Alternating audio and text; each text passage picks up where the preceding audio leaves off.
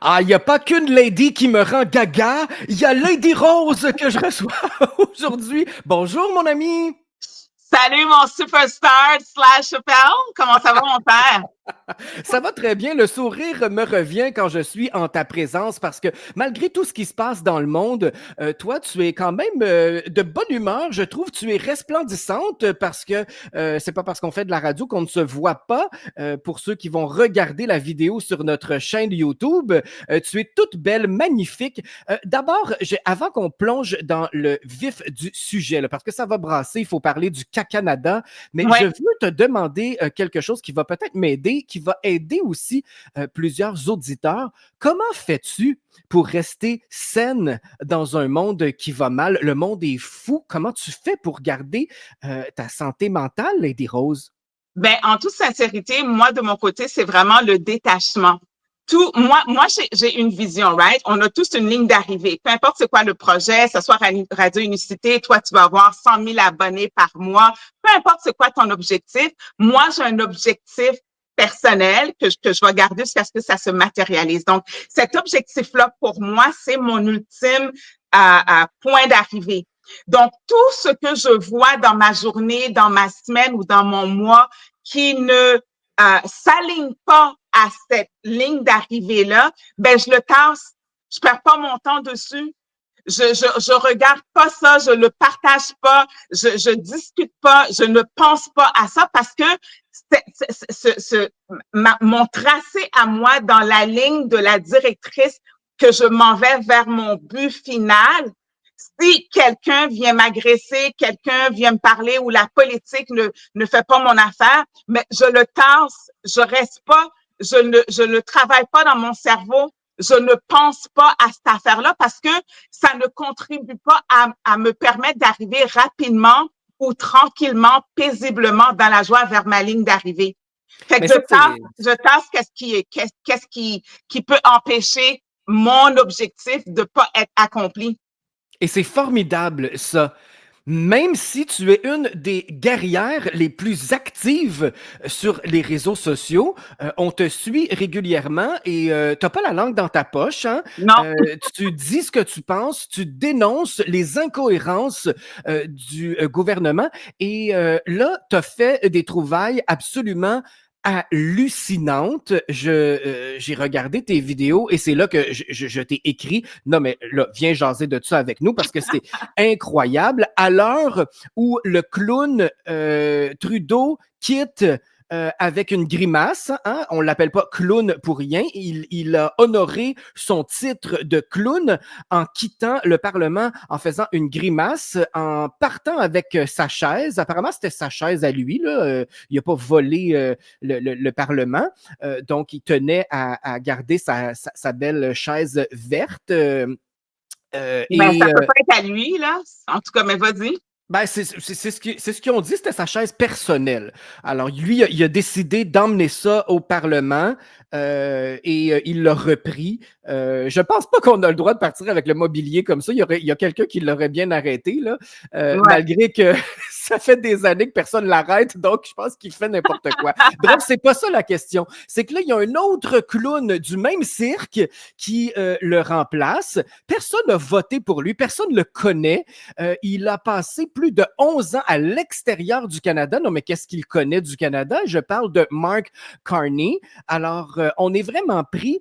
Lady Rose, le Canada est une risée mondialement et on s'enfonce de plus en plus. Qu'est-ce qui va rester du Canada lorsque tout le monde va être à terre et ça commence là? Ben, écoute, je crois que il faut connaître ses ennemis. Personnellement, moi, le fait que Trudeau est parti avec sa chaise, ces sièges-là, ils font partie comment je pourrais dire, du décor du Parlement, right? Donc, soit que c'était la chaise de son père, ou sa chaise à lui qui a fait construire lui-même exactement le même modèle Mhm. que le Parlement. Sinon, c'est pas sa chaise à lui, c'est tout. Ça s'arrête là parce que c'est un élément centrale du cœur de Parlement. C'est pas n'importe qui peut aller commander ou avoir cette chaise-là. C'est pour ça que je dis que c'est pas sa chaise à lui, même si que lui, il dit c'est sa chaise à lui. Et c'est pas maintenant que je vais commencer à croire à Trudeau qui dit comme ça, oui, c'est ma chaise à moi. Fait que, deal with it. On s'entend que c'est de l'enfantillage, là. Ben oui, c'est clair. Mais moi, ça m'a juste montré avec sa grimace qui a vraiment démontré son vrai visage. Tu sais, quand que tu fais de la bullshit pendant des années, puis tu contrôles tes émotions, puis tu veux t'assurer que tout le monde croit à qu'est-ce que tu dis. Là, je crois que hier, là, il était plus capable. Son vrai visage est sorti. Puis il a tiré la langue à tout le monde, point barre. Maintenant, Trudeau est parti. Ça fait du bien. Moi, je dis à tout le monde, célébrer, célébrer. Il faut célébrer chaque victoire qu'on a. Là, lui, il est parti. Carney, Mark J. Carney, est rendu le premier ministre. Ils ont fait une course à la chefferie du Parti libéral et c'est pour ça, supposément, qu'ils ont mis en prorogation tout le Parlement, qu'on n'a pas eu aucune gouvernance dans l'histoire du Canada où ce que c'était, il fallait avoir un gouvernement en place pour décider avec tous les tarifs qu'on est en train de subir présentement, right? Donc, maintenant, Carney est entré le 10. Et là, présentement, du 10 mars jusqu'au 26 octobre 2025, ce gars-là, il y a toute cette période-là de faire qu'est-ce qu'il veut comme premier ministre, qui n'a pas été élu par le peuple, qui n'a pas été discuté au Parlement avec l'opposition et les autres partis. Il est arrivé comme premier ministre parce que là, il fallait un chef du Parti libéral. Et pour moi, ça, c'est une aberrance à notre Constitution. Ça ne fait pas de sens qu'est-ce qu'on a vécu entre Trudeau et Carney. Alors là, je veux reculer un petit peu en arrière, Lady Rose, si tu me le permets, parce que je réussis pas à comprendre. Tu viens de dire que le Parlement était prorogé. En prorogation, c'était prorogé, donc personne ne pouvait prendre des décisions.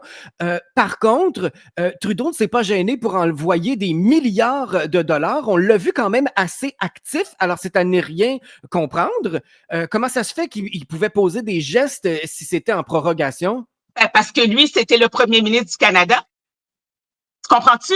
Quand tu es en prorogation, la seule personne décisionnelle pour tout le pays, c'est le premier ministre. Lui, il a dit comme ça qu'il il a donné sa démission, mais il va continuer à agir en tant que premier ministre jusqu'à ce qu'on trouve un chef pour le Parti libéral qui va le remplacer. Fait que dès qu'il a annoncé sa démission le 6 janvier dernier, ben là, c'était juste le parti de l'opposition, Poilievre, qui aurait pu demander à la Cour d'enlever la prorogation. Le peuple l'a fait et la gouverneure générale aurait pu demander d'arrêter la prorogation, mais c'est elle qui a donné la prorogation, qui l'a autorisée à Trudeau, et Trudeau aurait pu enlever la prorogation, et chose qu'il n'aurait jamais faite. Fait qu'il y avait 4 moyens d'arrêter cette arnaque-là. Et les 4 moyens, sur les 4, il y en a juste un qui a été à la cour. C'était deux citoyens de la Nouvelle-Écosse, si je me souviens bien, qui ont été à Nova Scotia, qui ont été à la cour, qui ont engagé un avocat. Et ça a été donné en cours le 14 février pour la Saint-Valentin, qui ont accepté de dire, OK, parfait, nous, on va avoir une élection le plus rapidement que possible et c'est en processus présentement. L'objectif pour nous, le peuple, c'est qu'il y a une élection right freaking now où on espère que Poilievre va être le premier ministre du Canada. Lui, présentement, Carney, il est le premier ministre du Parti libéral, mais en même temps premier ministre du Canada jusqu'à ce que une élection générale fédérale là, canadienne soit faite. Oui, parce qu'on n'a pas décidé ça, là. Nous, on n'a pas décidé de se faire contrôler par un pire que Trudeau. Ça, c'est mon avis personnel. Je trouve c'est mon avis aussi, là. Il est pire. Bon, alors, on n'a pas décidé ça et on a le droit de s'exprimer. Moi, je me suis retiré de cette mascarade-là, mais quand même, je trouve ça aberrant. Premièrement, que les gens ne puissent pas connaître ce personnage-là, il a été encensé par la presse. Ça a été payé. Il a été carrément imposé. Il sort de nulle part. Ouais, Et tout de suite, il est encensé par tous les médias corrompus, là, j'ai pas besoin of de le course. rappeler. Donc, pour moi, c'est vraiment de l'injustice, c'est de rire du peuple ça doit se passer autrement. Là. De toute façon, le Canada est en train de s'écrouler. Là, j'ai tellement de choses à dire parce que on dit que Trump est en train de ruiner notre pays, mais je pense que c'est l'inverse, sauf que les gens ne le comprennent pas. Trump essaie de démontrer la corruption, essaie de rattraper tout ce qui a été mal fait, et c'est lui qu'on accuse. Et pendant ce temps-là, pendant que les gens manifestent, écoute, pendant que les Québécois manifestent ici contre Trump, tout passe inaperçu par rapport aux politiciens qui nous représentent, qui sont. Est-ce qu'on peut s'occuper de nos affaires avant de s'occuper des affaires du voisin? Exactement. Il faut comprendre que Bon. les médias sont payés par le gouvernement provincial et fédéral pour raconter des bobards, pour raconter des mensonges directement en live, désinformer la population québécoise. C'est aussi simple que ça. C'est pas plus compliqué que ça. Tout ce qui est envoyé dans les médias présentement, c'est vraiment que des mensonges. Et même aux États-Unis, les médias sont contrôlés par le deep state, l'État profond, c'est contrôlé, puis ils sont en train de blaster Trump. Mais toi puis moi et le commun de mortels qui ont le bon sens savent très bien que ce que Trump il fait présentement, c'est tout à fait légitime et c'est tout à fait raisonnable. Et il a tout simplement dit, il a pas dit, OK, je vous donne 25% de tarifs, 50% de tarifs, ça s'arrête là. Non, il a dit, je vais vous donner 25% de tarifs à la condition que vous fermez les frontières et que vous arrêtez toute la fentanyl qui rentre aux États-Unis, qui vient de la Chine pour tuer les Américains. Eux autres, ils n'ont pas respecté ça. Mais qu'est-ce que tu veux qu'ils fassent? Trump, OK, parfait, tu n'as pas respecté qu'est-ce que je te demandais. Ben, voici 25% de tarifs. C'est Trudeau, quand que lui, il était là comme premier ministre, là, il aurait fait qu'est-ce qu'il avait fait. Même en plus, Trump les a donné un 30 jours. Il aurait pu les arrêter. Non, ils ont rien fait. Il y a juste l'Alberta, Mme Smith, Danielle Smith, qui a mis en place, elle a montré les drones, les hélicoptères, les chiens, nanana, pour arrêter toute le fentanyl, puis la drogue, puis le cartel mexicain qui tuait, qui rentrait à la frontière, c'est tout. C'est un passoire ici au Canada. C'est juste ça qu'il y avait à faire. Mais le problème qu'il y a, c'est qu'on a 15 000 hommes dans l'armée canadienne, c'est pas assez pour gérer la frontière, mais pourquoi pas engager des gens qui ont fait de la sécurité dans les banques, ici, comme ça, les vétérans, engagez-les, mettez-les tout au long de la frontière, au lieu d'envoyer 5 milliards de dollars pour une guerre qui nous concerne même pas en Ukraine.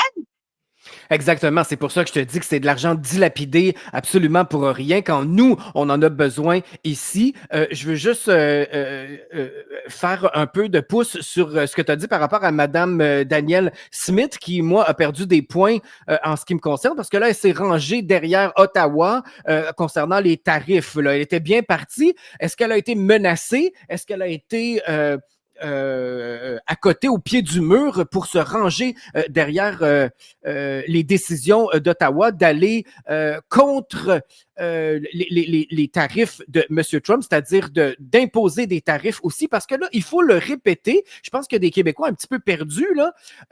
Les tarifs mis en place, ce sont les Américains qui les payent. J'ai vu un article ici qui m'a fait très rire, et j'en ris encore tellement c'est drôle et niaiseux. Une femme dit qu'elle a perdu son emploi à cause des tarifs de Trump. C'est parce qu'ils sont même pas encore en vigueur, les tarifs de Trump. Ça va l'être le 2 avril. Il nous a encore donné un sursis. Alors, pauvre madame qui s'est faite endormir, elle a perdu son emploi. Pourquoi? Au juste, elle se fait niaiser. Puis elle niaise à son tour tout le monde en faisant un gros titre de média. J'ai perdu mon emploi. C'est absolument incroyable. Les gens qui pensent que c'est les Québécois qui sont touchés par ça, eh bien, ils se trompent.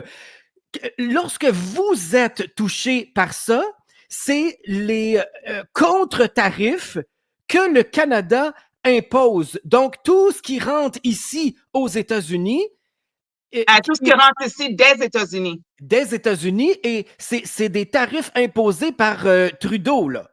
Exactement. C'est lui qui a imposé ça. Donc, c'est nous qui vont payer plus cher nos trucs qui viennent de l'Amérique, de l'Amérique du Nord, là, des États-Unis. Les États, ouais, Exactement. exact. Alors, moi puis ma géographie. Mais voilà. Donc, ça, J'ai c'est une carte, brillant. derrière moi, mon ami, pour ceux qui nous ont. Moi puis Claire, on se voit. C'est pratique, ça, c'est pratique. Donc, il faut qu'on comprenne bien les choses. Je me tue à dire ça avec André Pitre lors de notre segment d'actualité. Je pense qu'il n'y a presque pas de Québécois qui comprennent. Donc, les tarifs de 25% imposés par Donald Trump concernent les Américains. Tout ce qui est canadien se retrouve avec une taxe supplémentaire de 25%. Est-ce que vous avez vu, Lady Rose, aide-moi là-dessus, est-ce que tu as vu des manifestations aux États-Unis contre les tarifs? Le peuple américain, qu'est-ce qu'il pense de ça? J'ai pas vu personne se lever. Non, je suis pas mal sur X parce que Trump est là, parce que Elon Musk est là, l'ancien Twitter, là, et l'actualité est quand même assez courante là-dessus. Et non, pas de manifestation, de quoi que ce soit. Au contraire, il rit de toutes les nouvelles canadiennes qu'on voit. Il De rit nous autres. Ah oui, il rit, les Canadiens sont fous, là. Il dit ça serait vraiment le temps qu'ils deviennent le 51e État parce qu'ils comprennent absolument rien. Ce sont des idiots, ces gens-là. Puis il rit de nous, en veux-tu, en v'là. Même les Canadiens de anglais qui sont sur X, puis ils disent comme ça, regarde, le peuple, il a rien compris. Les gens, ils doivent comprendre ceci présentement. C'est que le Canada en tant que tel, les premiers ministres qui sont là veulent tuer le Canada. C'est pour ça qu'on a une inflation aussi haute que ça depuis 10 ans sous Trudeau. Depuis que Trudeau est premier ministre, on a 700 milliards en 10 ans de dette. De 1867 juste avant que Justin Trudeau soit premier ministre, tous les premiers ministres combinés, mon cher Sly, c'est 630 milliards de dépenses qu'il y a eu. Tous les premiers ministres combinés, là. C'est épouvantable. Trudeau, tout seul, en moins de 10 ans, il a dépassé ça de 50 milliards de dollars. C'est incroyable. C'est malade.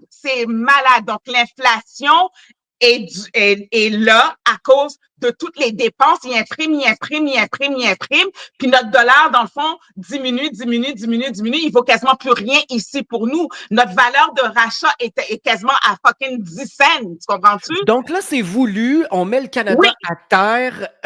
On veut le mettre en faillite. On veut mettre le Canada en faillite. C'est pour ça que c'est comme ça. Ils veulent vendre le Canada à n'importe qui, à n'importe quoi pour garder l'argent dans leur poche.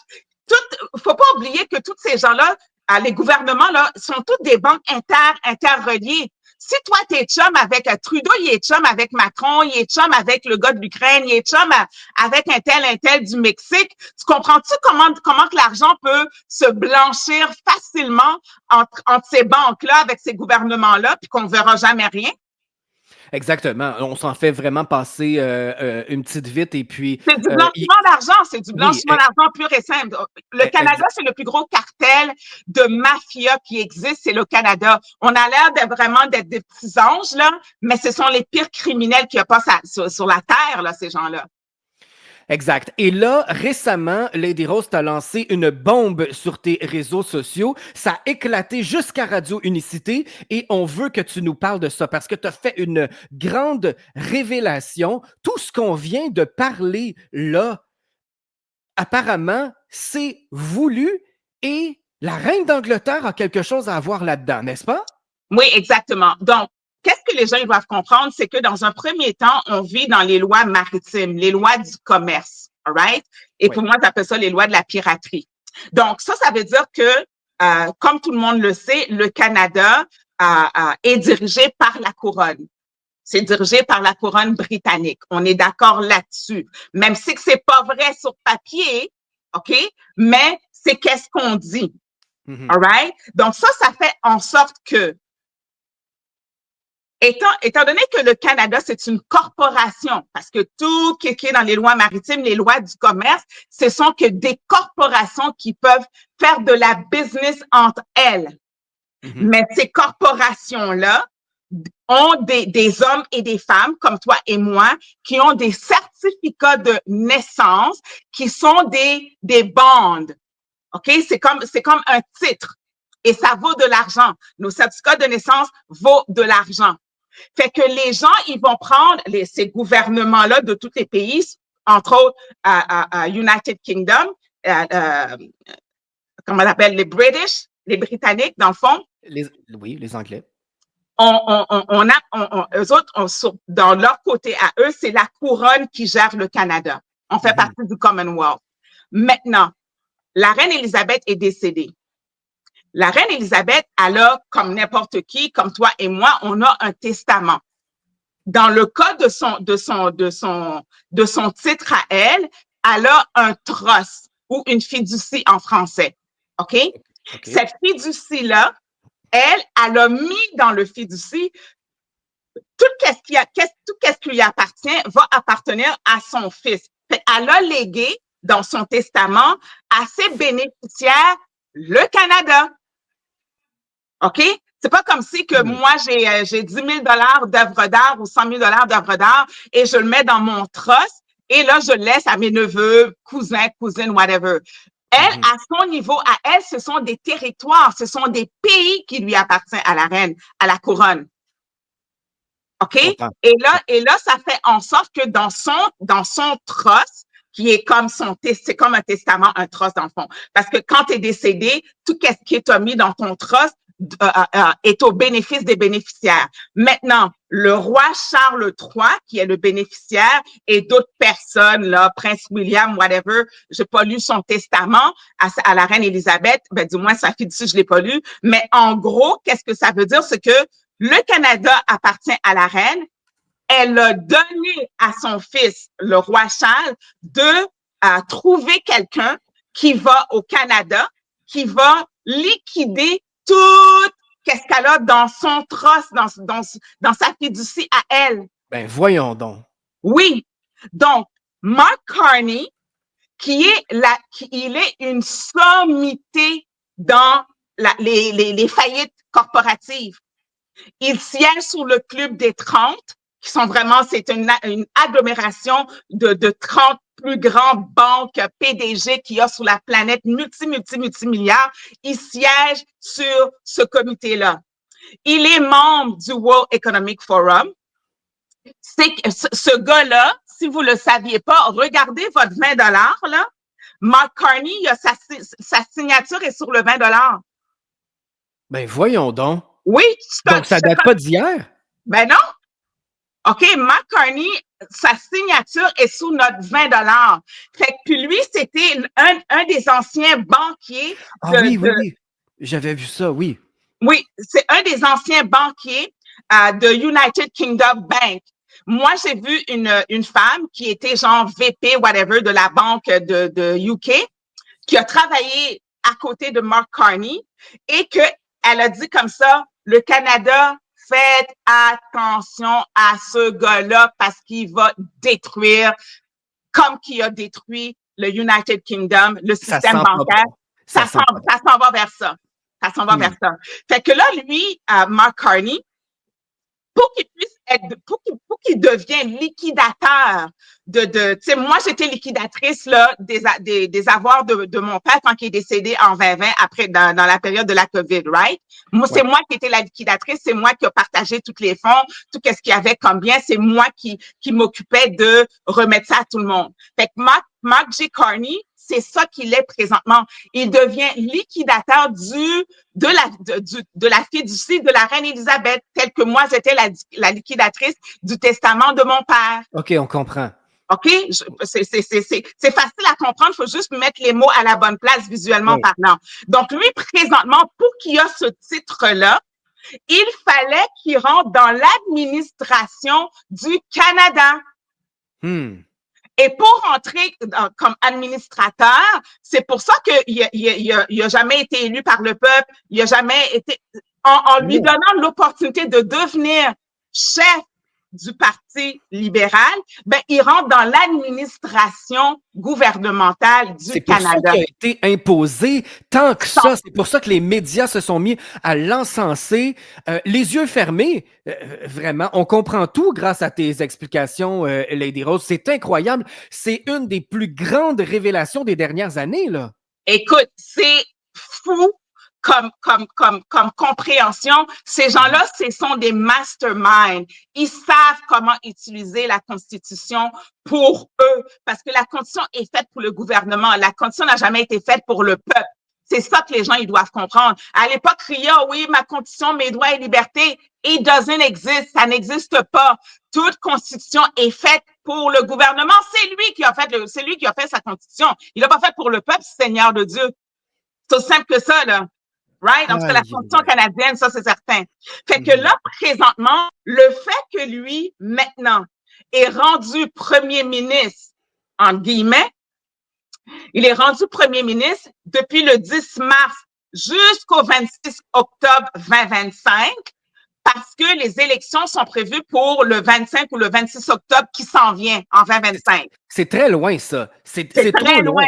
Fait qu'imagine qu'est-ce que les dégâts que lui peut faire de maintenant jusqu'au 26 octobre. Et c'est pour ça que Poilievre et la population doivent crier maintenant haut et fort élection, élection, élection, élection maintenant. Surtout que la prorogation exige et va continuer jusqu'au 24 mars.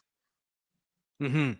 Jusqu'au 24 mars, que là, le Parlement va rentrer en session parlementaire. Et là, on va pouvoir avoir des débats qui devraient être faits maintenant. C'est pour ça que Poilievre veut absolument une élection maintenant, aujourd'hui, là. Il veut pas attendre jusqu'au 26 octobre. Parce qu'il est premier ministre présentement, Carney. Il peut faire qu'est-ce qu'il veut, là. Exactement, ça risque de faire encore plus de dommages et on sait que ça chauffe en ce moment avec les États-Unis. Les États-Unis, on dirait qu'ils se sont donné un mandat de faire bouger les choses au Canada. Ça accélère le fait qu'on va se ramasser complètement à terre, là. Oui, ben regarde, moi personnellement, qu'est-ce que lui fait présentement, Carney? Il est là pour faire sa job de mettre en faillite le Canada. Il va le démanteler et il va l'envoyer à la couronne de United Kingdom. Maintenant, il faut comprendre que le roi Charles et Trump ils ont quand même des bonnes relations. Pour mettre, puis on sait que Trump, il n'y a pas meilleur businessman que ça, sa planète. Donc, lui, il attend patiemment que Carney mette tout en faillite pour que lui, il prenne le Canada quasiment à $0, là. C'est pour ça qu'il veut que ça devienne le 51e État. Tu comprends-tu? Quand tu vas en faillite dans quelque chose, là, tu peux acheter ça au lieu que ça valait 100 millions, tu peux l'avoir pour 10 millions, là. $1. On achète le Canada pour $1. C'est à peu près ce que ça vaut. Fait que là, présentement, c'est ça qui arrive. Carney, c'est le liquidateur du Canada. Il va vendre tout. Trump, il va avoir le plus de territoire que possible.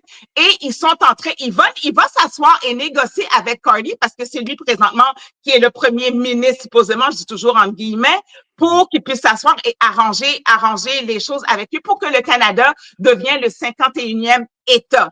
C'est aussi simple que ça. C'est juste une passe-passe d'échange de mains, de territoire. Le Canada n'est pas un pays, république reconnue souveraine. Le Canada, c'est une corporation au même titre que Walmart, au même titre que Costco, que Canadian Tire. C'est aussi simple que ça. Ils sont juste en train de dilapider le Canada, le mettre en faillite parce qu'on n'a plus rien au Canada. On n'a pas d'armée. On n'a pas d'or, de métaux précieux.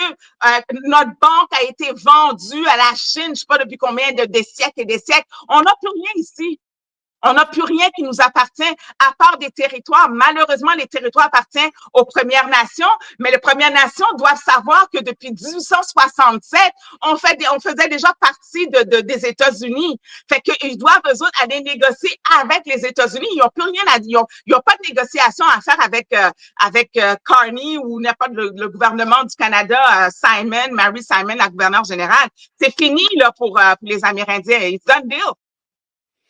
Lady Rose, pour terminer, est-ce que tu as de l'espoir? Qu'est-ce qui va se passer une fois que le Canada va être complètement anéanti, en faillite? Est-ce qu'il y a quelque chose de beau qui va en ressortir ou on va être pris en otage?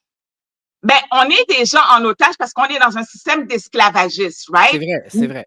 Mais l'idée, c'est de ne pas se concentrer sur qu'est-ce qui est à l'extérieur de soi, mais se concentrer qu'est-ce qui est à l'intérieur de nous.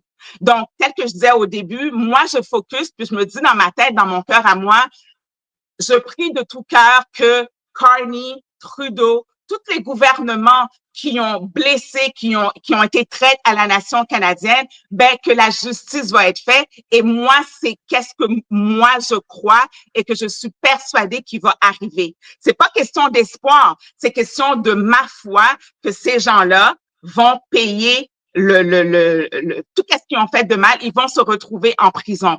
Est-ce que c'est mal qu'on soit, qu'on fait partie du 50e État des États-Unis? Non, absolument pas, parce que on n'aura pas autant de taxes, on n'aura pas à payer autant d'impôts, on va avoir le green card.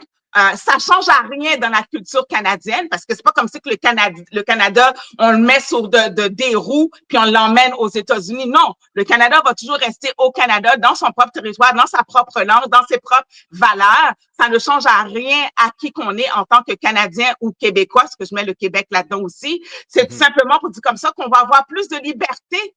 On va avoir plus de power dans nos mains, plus de puissance dans nos mains. Et moins de corruption parce que les États-Unis sont en train de laver justement la corruption qui a eu lieu. Que s'ils prennent le Canada, ils vont faire l'audit de toutes les finances canadiennes. Ouais. Ils vont voir tous les livres comptables pour s'assurer que qu'est-ce qu'ils achètent. Hein? C'est vraiment, si c'est 500 milliards que ça vaut, que c'est pas 100 milliards qu'ils leur vendent, tu comprends? Fait qu'ils vont checker ça ligne par ligne comme qu'ils font avec le Doge. Ils vont faire le Doge Canada, ils vont faire le Doge Québec, ils vont nettoyer la corruption, ils vont arrêter tout le cartel, que ce soit le RCMP, la police, SPVM, la GRC, qui sont impliqués dans toutes ces drogues-là, qui sont impliqués avec l'ingérence étrangère de la Chine. Tout ça va tomber et là, c'est là qu'on peut commencer à voir le nouveau monde, commencer à voir cette liberté-là. Et pour ceux et celles qui nous écoutent, qui se demandent, oui, mais qu'est-ce qu'on peut faire? On est comme un peu impuissant. Là-dedans, moi, j'ai une bonne idée et tu me diras si tu es d'accord avec moi. Pourquoi ne pas signer l'avis de non-consentement Lady Rose pour... Oui! Oui, mon ami, l'avis de non-consentement, c'est super important. C'est un recours collectif qu'on fait au travers du Québec pour le provincial pour commencer, pour dire non à toute cette corruption-là qu'on est en train de vivre. Et là, on demande aux gens, moi, je suis commissaire à la sermentation, de me contacter à ladywalkthetalk@gmail.com pour recevoir votre copie. Prenez le temps de le lire. Je vais vous envoyer un lien que vous allez pouvoir booker un rendez-vous virtuel avec moi et on va pouvoir faire votre assermentation. Je vais faire une annonce première avec toi, mon cher Sly. on aime ça. Merci. Le 12 et le 13 avril. Donc, les gens vont pouvoir choisir soit le 12 ou soit le 13 avril prochain. L'heure, c'est à 1 heure les 2 journées. On veut faire le plus grand comment je peux dire, la plus grande assermentation virtuelle en ligne. Wow! OK? Pas besoin de se déplacer. Oui, on va avoir 200, 300, 500, peu importe. Je crois que la capacité, c'est à peu près genre 1000, quelque chose comme ça. Il faut qu'on vérifie sur Teams où ce que tout le monde, à 1 heure de l'après-midi, soit le 12 ou soit le 13 avril, vont être à l'écran virtuellement. On va faire l'assermentation en groupe, ensemble. Ça va être génial. Fait que on a mis un événement Facebook où ce que les gens peuvent choisir la journée qui leur convient. Si vous voulez déjà m'envoyer votre courriel me disant que moi, je vais être là pour le 12 ou le 13, vous pouvez déjà l'envoyer par courriel. Puis on va vous inviter, on va vous envoyer le lien Teams pour que vous soyez là à 1 heure en ligne. Fait imaginez qu'on a à peu près 200, 500 000 en ligne en train de dire « Je déclare sous serment qu'on est écœuré avec la corruption. » Puis là, on va pouvoir prendre ce document-là, l'envoyer avec une mise en demeure, l'avis de non-consentement avec une mise en demeure, avec une enquête criminelle et avec des rapports d'experts qui vont prouver hors de tout doute la corruption et on va déposer ça à la Cour pour le peuple, par le peuple. Voilà une action concrète et imagine, Lady Rose, l'égrégore, la puissance que ça va dégager. Ça, c'est encore mieux qu'une manifestation. C'est concret, mesdames et messieurs. Lady Rose, walk the talk. Moi, yes, j'adore merci. ça. Yes. Ce segment vous était présenté par Lion's Mane 27. Procurez-vous votre poudre de champignons, crinière de lion. Let's go! Ça fait du bien au cerveau. Ça nous donne de l'énergie aussi, de la concentration. Et j'adore ma poudre de champignons. C'est tellement bon, Lady Rose, pour ceux qui disent « Ouais, mais ça doit être granuleux ou de la poudre. Hein? D'habitude, c'est pas ce qu'il y a de meilleur, mais ça a un tellement bon goût. C'est doux, doux, doux. On peut en mettre partout. J'en mets dans ma salade, dans mon café, dans les pâtes. Félix fait des gâteaux avec la poudre de champignons. C'était tellement bon, c'est un gâteau aux bananes. J'ai adoré ça. Alors, on peut aussi commander notre poudre de champignons crinière de lion. Ça a beaucoup de bienfaits sur le cerveau. Je suis rendu ton porte-parole, chère Lady Rose. Je fais bien ça, hein? Ben, c'est un produit qui est vrai, c'est un produit nootropique qui est vraiment bon pour le cerveau et c'est bon pour l'humeur. Donc, si les gens, ils font de l'anxiété, ils font de la dépression, il y a ça même des bienfaits anti-cancérigènes aussi. Donc, c'est bon pour quasiment tout. Mais le point fort de la poudre de crinière de lion, la poudre de champignon de crinière de lion, c'est vraiment votre cerveau. C'est un supplément pour votre cerveau. Ça nourrit votre cerveau puis c'est une partie du corps, je crois, qu'on oublie le plus, mais c'est le parti du corps qui est le plus important parce que si son cerveau, il fonctionne pas, c'est bien beau que ton cœur y bat, ben, on est légumes, là, right? Donc, prenez soin de votre cerveau. Attendez pas que vous soyez rendu à 80 piques années. C'est maintenant qu'il faut nourrir. Moi, je sais, ça me donne de l'énergie. Moi, je termine ici, je vais m'entraîner, je vais faire mes commissions. Je suis boostée au maximum. C'est anti-diabétique, anti-fatigue, c'est anti-cancérigène. Ça vaut vraiment la joie. Puis c'est vraiment pour les auditeurs de Radio Unicité, là, je vais vous faire à 30 plus 4 la livraison. Juste envoyer le paiement Interact à Lady Walk the Talk at melfence.com, ladywalkthetalk@melfence.com. Et si vous avez des questions, autant pour l'avis de non-consentement, pour les fiducies, pour la poudre de crinière de lion, 1-888-231-4278. Elle est extraordinaire, Lady Rose. Je vais mettre tes coordonnées dans la description sur la page Facebook de Radio Unicité. Alors, si vous avez manqué le courriel, le numéro de téléphone, allez sur notre page Facebook. Les coordonnées de Lady Rose sont là. Une chance que tu es là, Lady Rose. Continue ton excellent travail et reviens nous voir quand tu veux. Excellent. Merci pour l'invitation, mon cher Radio Unicité, mon cher Sly. Vraiment, j'encourage les gens à écouter Radio Unicité, à vous abonner à la page aussi parce que Sly, il travaille extrêmement fort pour ce nouveau monde-là. Il a laissé beaucoup, beaucoup de privilèges. C'est un homme vraiment que je respecte énormément. Puis un gros salutation à ton Félix. Bisous, bisous, bisous, bisous. Merci, à très bientôt, Lady Rose. Merci, mon cher. Bye, tout le monde.